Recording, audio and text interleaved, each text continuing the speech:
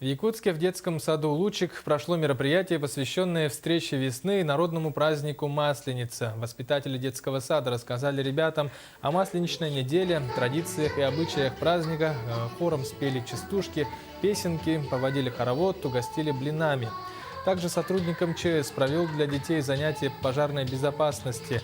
Ребята дружно отгадывали загадки на противопожарную тематику, узнали много нового о мерах пожарной безопасности при проведении обряда сжигания чучела Масленицы во время народных гуляний. Мы находимся в детском саду номер 79 «Лучик». Здесь прошло мероприятие, посвященное Масленице.